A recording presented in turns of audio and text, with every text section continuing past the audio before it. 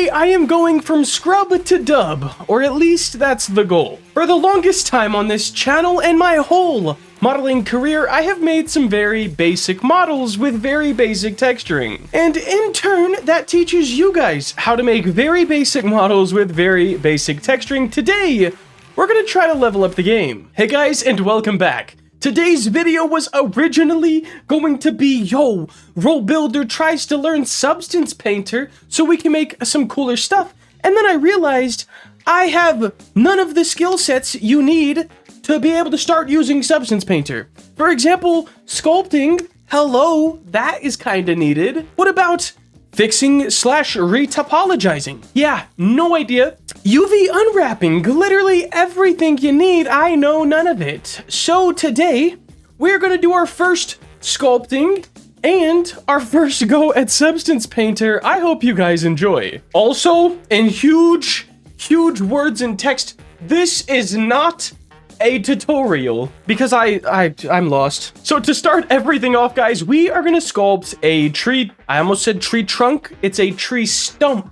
Now, a lot of this sculpt, I was just trying to get used to the brushes, see which ones did what ones are gonna be most beneficial for me to use, as well as being in a Discord call with a few of my Discord admins and mods and event teams and people who actually do sculpt and use Substance Painter. They helped me a lot. Now, after this sculpt is done, we have a super detailed but super dense mesh. There's not really too much we can do with this other than look at it and be like, oh my god, look at all of the details. So now we need to make a low poly version of it, which will get rid of, I'd say, about 90% of the details, but no worries, we'll bring those back in just a moment. Now, for going from this high poly to low poly, I know there's a few different ways to do it, and the number one way, if you're like a AAA game developer, is all by hand, like placing faces and connecting them, and it takes hours, if not days, for each model. Guys, we are a Roblox developer, as well as a YouTuber who does not have days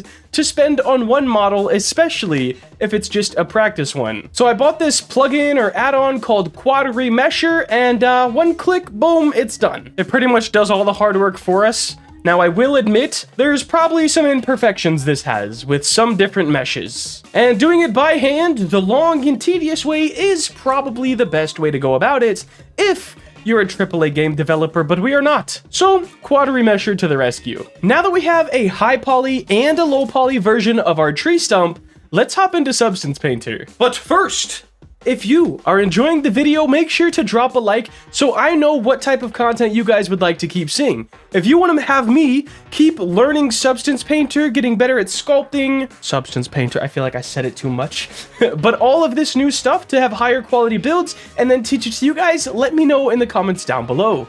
Now, into Substance. Now that we're in this beautiful program that I barely know how to use, let's import our low poly mesh. We're also going to have Substance Painter unwrap the model for us. Once again, there's probably some imperfections and da-da-das if you are a AAA game dev. We've been through all of this, okay? But at the moment, I'm trying to learn a new program and a new skill in Blender, which is sculpting. So the less things I have to do at this moment, the better. Now what we're going to do is bake the high poly mesh maps onto the low poly mesh. And boom, we have all of our detail back on a lower poly mesh. This is the thing that has daunted me forever. The skill I have always wanted to learn. How do people make these insanely high poly assets, super detailed, and then import them into like Roblox or any other game engine? Well, this is it, guys. Baking the mesh maps on to the lower poly object. It is a clutch skill to have. Now, this whole workflow of adding colors and textures and generators and filters onto our mesh, I am not going to explain in detail. I was in a call on Discord, pretty much being walked through step by step. I have a little bit better of an understanding of Substance Painter now than I did before the call, but definitely not enough to make this any bit of a tutorial-esque video. This is more so a documentation of Role Builder going from low poly cylinder with a zigzag in the middle for a border, Role Builder making a semi-cool tree trunk, learning new skills. But in basic terms, you add layers and layers of colors, and then you can add generators and filters to affect how those layers of colors are displayed on your mesh. Now, if you're a pro in Substance Painter, you may have cringed at my explanation, but hey, I think it sort of gets the point across. So guys, if we're looking at this in an overall perspective, right here is my sculpt.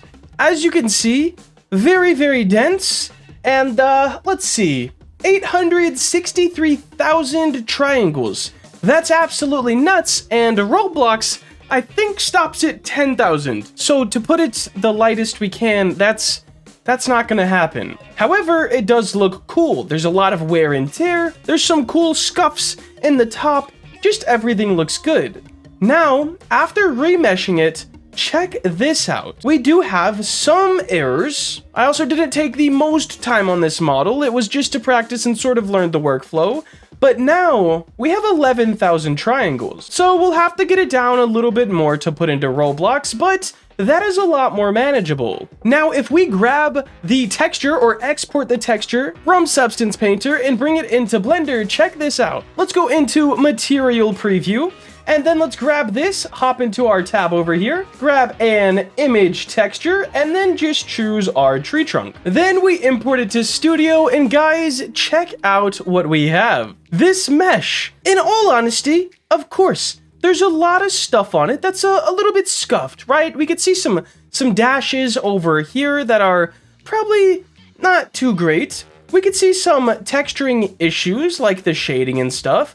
But overall, for my first time sculpting and doing Substance Painter legitly, I think this is pretty good. And if we put this asset next to a normal row builder asset, let's go ahead and do a terrain border piece. You can't tell me for the first time ever using Substance Painter and trying to sculpt that is not a crazy difference. Anyways, that's my first sculpt. My first actual texture. Let's hop into some questions from the previous video. Question number 1 is from Mr. Mouse. How long would you say is too long to be working on a Roblox game? Guys, this could have a multiple part answer. If it's a simulator, I think it should be out in a month max.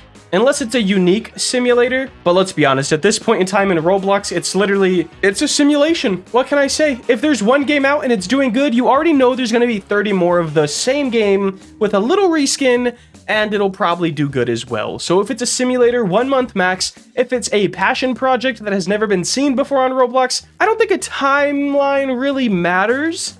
Of course it does if you're like me, and start uploading videos about said project forever before you're ready to release it. Oh my lord. But it definitely depends on the project. Question number 2 from Easter Doge.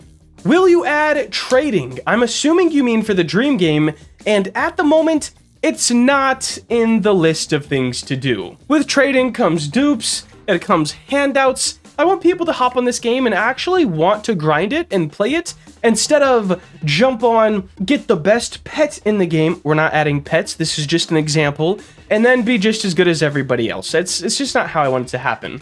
If you're not ready to grind, you're not gonna be good at the game. And our last question for today is from Gage VR315. Do you have some inspirational things to say to a new builder? You know what? I think I do, man. And actions speak a little louder than words, so let me show you this. It's pretty easy to see anybody online doing anything and instantly thinking, I wish I was that good. But we haven't always been this good, and I'm still definitely not at the top of the food chain, but check this out. A game I'm working on right now, I'm referring to as the dream game because it's combining my two passions of riding motorcycles and Roblox game development, and this was the first map for it. Not the first map I've ever built, but the first map for this game. And it might look at least alright. It's definitely not a bad map by any means, but I want to show you something. Let's just go about right here.